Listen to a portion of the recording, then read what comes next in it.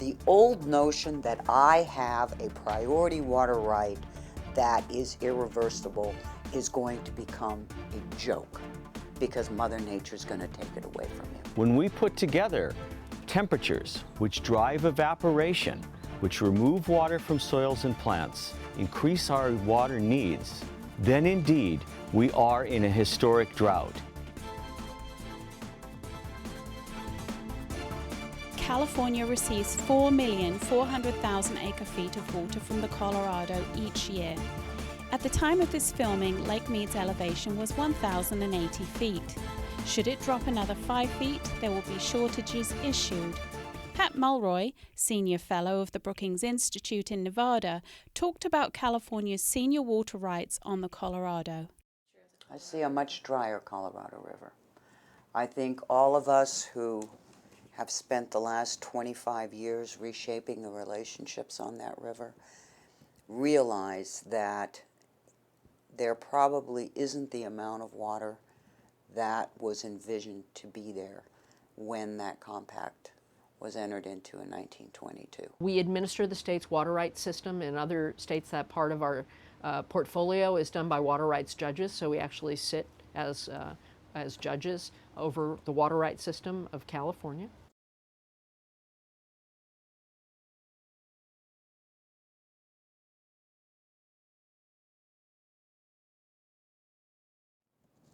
Now, if I'm a farmer sitting down in Southern California, the old 20th century attitude is, well, to hell with them.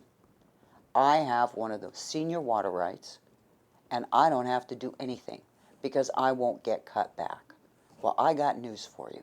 Lake Mead drops below 900, and Las Vegas will be taking water out long after there's nothing behind Imperial Dam, because nothing can leave the lake anymore.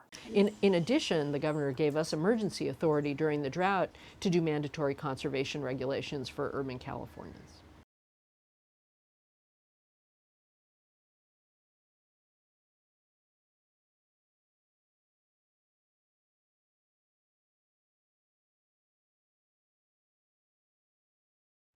One of the issues we have in California about managing our water is, in general, our precipitation, about 60% of the time, is lower than the average. And then every once in a while, we'll get a year of incredibly high precipitation, maybe 2 times the average or even more, arriving only in the winter months principally. Capturing that runoff is a huge challenge. In a sense, you need to build infrastructure for an event that might happen every 5 to 7 years. California State has varying agencies that actively monitor hydrologic conditions. This means that snow levels were plotted for 2016 by the National Integrated Drought Information System. Snowmelt provides a significant amount of annual runoff. Where the map shows grey, any snow accumulation under 10 millimeters is not plotted on the map. Whatever precipitation that does fall in arid regions, capturing stormwater runoff becomes more important to help replenish aquifers and storage areas. In Los Angeles, the Department of Water and Power already captures precipitation in some areas. However, they are implementing plans to capture more runoff in spreading grounds within the region, which will give them an additional 4% of annual water supply.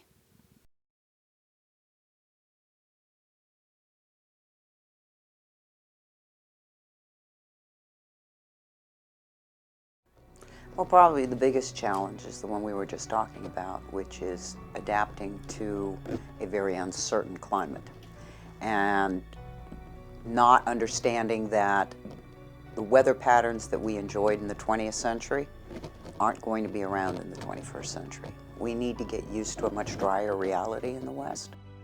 We need to get used to there being more rain, less snow, which changes everything.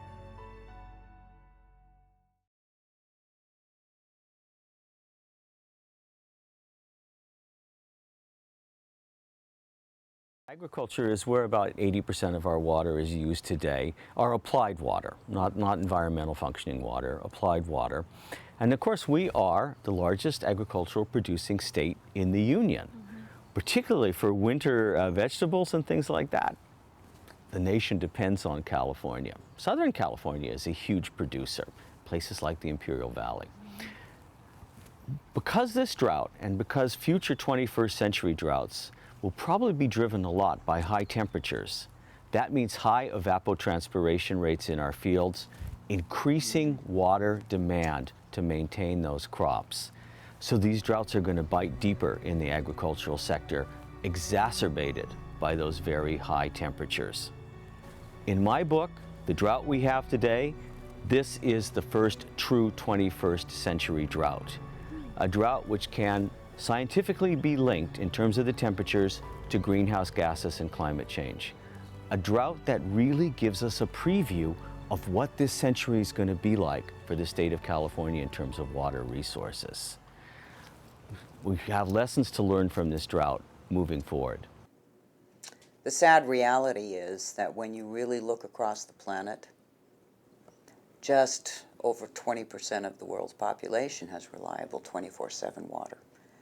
In many parts of the Arab world, water's delivered 1 day a week, 2 days a week. They have large containers on their roof or around their house where they hold the water and then very judiciously use it during the course of the week because they're not going to get water again. Before we have no water, we'll live through that kind of a reality where we can only turn our tap on once a week, twice a week, 3 times a week. We in this country have never experienced that.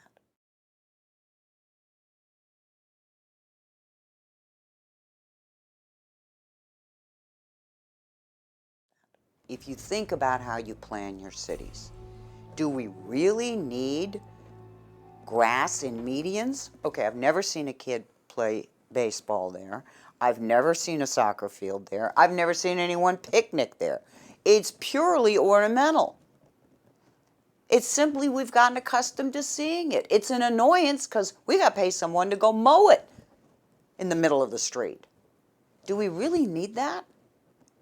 We in the West don't have landscaping unless we artificially irrigate it. It's a golden opportunity for us to rethink our urban landscapes and re-envision what's beautiful and re-envision what we as a community would want to see in our cities. We don't have to have, acres of grass along the side of the road, right? It's the culprit. If you're going to have grass, and most people want some, is to limit it to where you're actually going to use it, to where you're actually going to walk on it other than mowing. So that would be places where children play, pets use the grass, where you entertain, and that's typically a backyard. The best grasses to use for that are what are called warm season grasses. St. Augustine, Bermuda grass, zoysia grass, seashore paspalum, and these types of grasses, believe it or not, are starting to become popular. I visited one of the first California conservation gardens established in 1989, which demonstrates beautiful landscaping using plant varieties both native and from around the world. I observed Californian, Australian, South African and Mediterranean plants, which are water-wise and practical for the California climate. The California Native Plant Society has a wealth of information on its website, including native plant lists by California regions, and is a great resource for planning water-wise gardens. I visited Kaiser Permanente in Riverside, who are installing drought-tolerant landscaping. Could you tell me why Kaiser made the decision to implement the turf removal program? Well, we've been considering doing a project like this for a couple of years now. Recently, we have an opportunity presented itself with the city of Riverside, and we are concerned about the growing scarcity of water in California, and we wanted to be environmentally conscious, and we proceeded with the project. What kind of financial decisions also played in the part of the turf removal program? Well, we did consider financial, but really it was all about the water. We thought about it. It's a relatively small amount of money, but really we're estimating we're going to save about 9.5 million gallons of water a year. And really that was the driving force behind the decision to go ahead and implement. And what has been the reaction from the public and your employees for the net result of this program, installing drought-tolerant landscape? You know, initially when we started the project with all the dust and the construction going on, people were a little kind of hesitant about the whole project. But recently, once we put started planting the shrubs, it's very positive. Received numerous comments from both our visitors and from our employees. It's been over 100 years since a water rights permitting system was established within the state of California. Since then, both senior and junior water rights holders hold claim to diverting water based on timing and amount needed. In times of drought, those rights face curtailments. At the time of this filming, almost 9,000 water rights holders received notice from the State Water Resource Control Board of water shortages. And as the population continues to increase, which is projected to grow to 50 million by 2049, it is likely that this trend will continue. 2/3 of the population receives their water from the Delta, which acts like the state's main water funnel. That system also disperses to millions of acres of farmland. Increased temperatures will only tax this system, so whatever precipitation does fall, greater emphasis on capturing that needs to be addressed at the local level.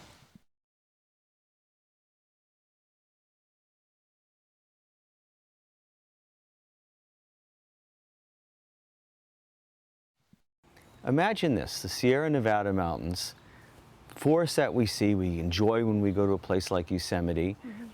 The soil that supports those forests is, in a sense, replenished with water from the slow melt of snow. More of that arriving as precipitation, melting more quickly, temperatures increasing more fast, increasing water demands. We can manage to store water to apply to a field or provide into our sinks and our houses. We have no capacity to manage water to provide then soil moisture for millions of acres of forest land. We will see profound changes then in our natural environment because of this. Higher temperatures, flashier delivery of precipitation that there's simply no engineering solution to. And this is one of the things I worry gets lost in our discussion of how we're going to manage the drought.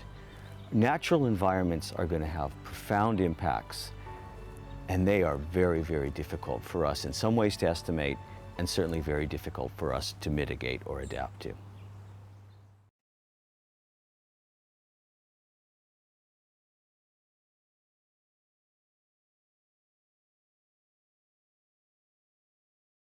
Sustainability is adapting to the best of your abilities at that moment in time that you find yourself and bringing in all available technology to get there.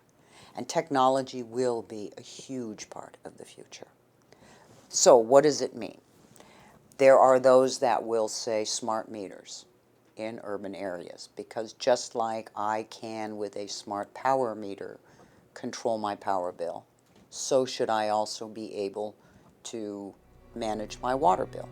I'll be able to detect leaks much faster. I think all those technologies are hugely important. As we put more and more people within a smaller land footprint, water quality is going to become increasingly a challenge. You're concentrating the contaminants. There's more people, less water, concentration of contaminants. We have a water quality function where we are the regulators of water quality in the state to protect fish and wildlife and people, the classic EPA type of water quality. We have the drinking water program for the state that just moved over to us last July, and we were honored that the governor and the legislature wanted to give it to us. And that was to have one agency manage water from source to tap, from keeping it clean in the first place to making sure it's treated adequately, and in particular to help get clean, safe water to poor communities, which even in California frequently can't take for granted what comes out the tap. A continual development of that next generation of water quality treatment tools is quintessential in the area of conservation, in the area of water treatment. Desalination. We all talk about desalination. We see it as the ultimate panacea. Well, it's not the silver bullet. it has some showstoppers, energy being one of the big showstoppers. It's not the construction cost of the desalter that's going to kill you. It's the operating costs that are going to kill you. It will be a part of our future. It will be, I've often said the future is a mosaic made up of various pieces. Some conservation, some partnerships, some desal, some reuse. All those pieces have to come together. And every community has to pick those mosaic pieces that work for them. Well, that technology is in desperate need of advancement. How do we treat water using less energy? How do we bring that energy footprint down? We haven't quite made that breakthrough yet. We've introduced renewable energy into it, whether it's by replacement, as they do in Australia. They have a wind farm. Now, the wind farm doesn't fuel the desalter. The wind farm replaces the energy that the desalter uses back into the grid because it's not stable and 24/7, right?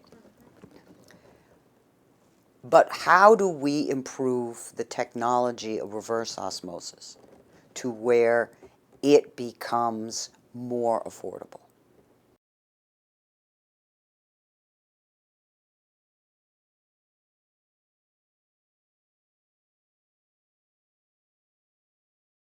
The reverse osmosis process, essentially what you're trying to do is you're separating out water that has salt in it. So the way that we separate out the salt from the water is we take the water and put it through a membrane. That membrane, it's commonly thought that it's filtering. It's actually not. What you're doing is you're taking the salty water and it's being absorbed into the membrane and the water dissociates on the other side. The trick to it is that the water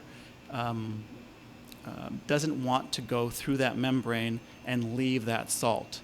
What there is it's a osmotic pressure that prevents it from being pure water. That water wants to go back in and essentially make that water less salty. We can take water from Northern California or from the Colorado system, and we can bring it here for roughly $800 an acre foot. This plant can produce at about that same cost. So that's why we are able to build these desalters locally, because it is competitive with importing importing water from far away.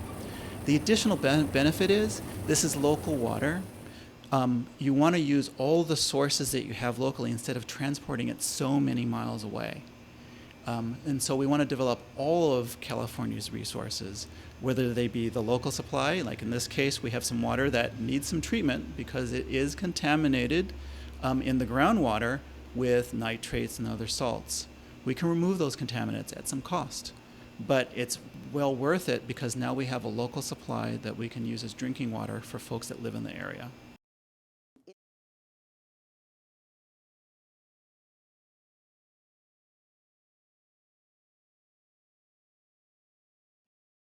Innovating in the water technology space has never been more important than it is right now. And I know we here in Southern Nevada, we've created a center around it to incubate new technologies, to help new technologies be tested. And we've partnered with the university and with the Southern Nevada Water Authority, where the Water Authority will be the tester. They've said, yes, we will test technologies we think would be valuable. That makes a big difference to the innovator, because now, having gotten the venture capital to take his invention up to a certain point, now let's see if it's really usable in the larger venue.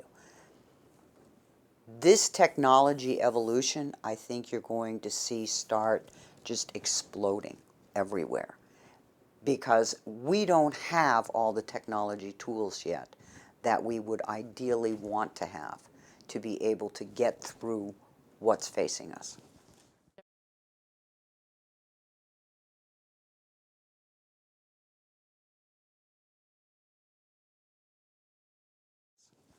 Every region has a different set of situations. If you look at Northern California, and I would include the Sac Valley, which does have agriculture, you end up in communities that have a lot of natural water most of the time. And most of our water does fall in the Sierra Nevadas, particularly the northern Sierra Nevadas, as well as along the coast. And those communities generally know where their water comes from. They're near a big river or a small river. You have the Russian River, which sometimes is in drought, and then 2 months later it can be a raging flood. It varies by where the water tends to hit and how steep the incline it's coming off of. And those folks rely on snowpack if they're in the Sierras to melt and meter out during the spring and the summer to refill their reservoirs and surface water. Some of those small communities have run out of water during this drought.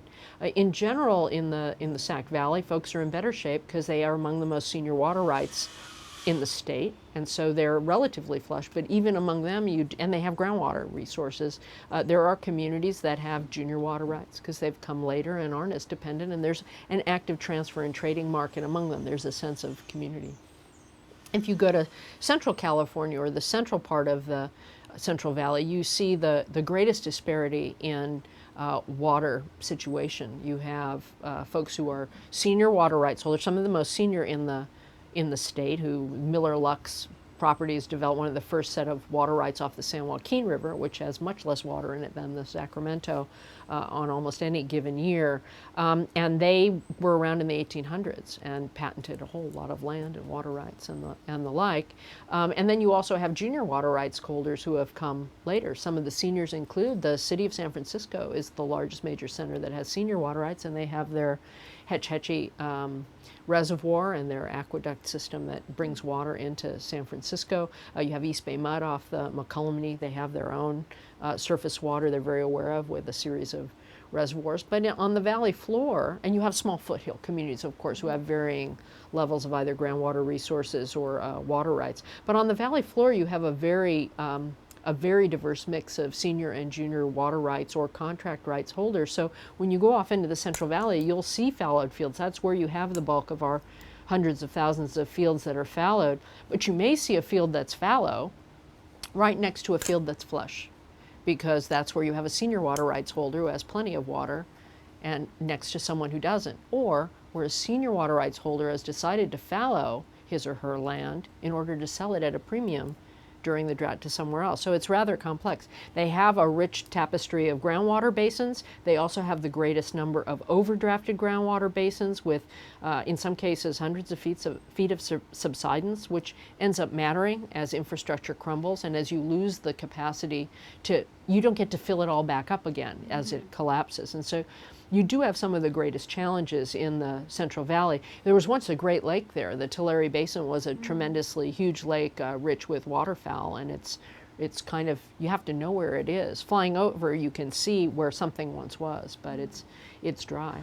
And when you get to Southern California, you certainly have agriculture in the Imperial Valley that gets Colorado River water and is the most senior on it.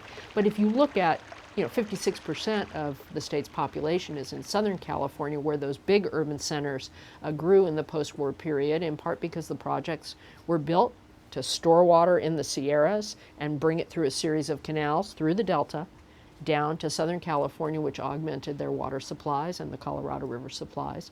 And there some have groundwater basins, as I said. Los Angeles and San Gabriel Valley have groundwater. The San Gabriel Valley is among the best.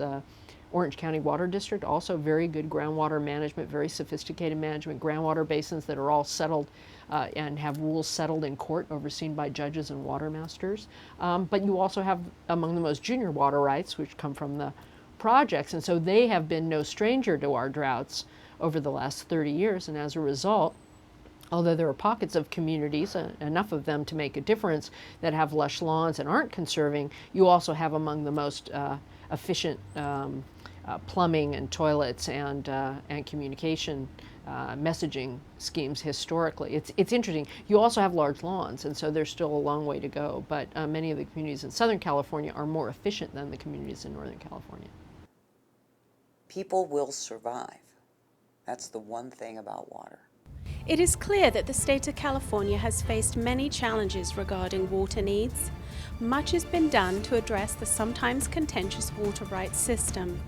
The future health of the state depends upon water managers and water authorities to continue to develop technologies and innovative solutions to years of drought and times of plenty. Water is a complex issue. Each region faces its own unique issues, and so it falls to every resident of the state to stay engaged in the discussion. Understanding local challenges to keep water clean and plenty is everyone's responsibility because it is by far our most valuable resource. I'm Donna Truhella, and thank you for watching.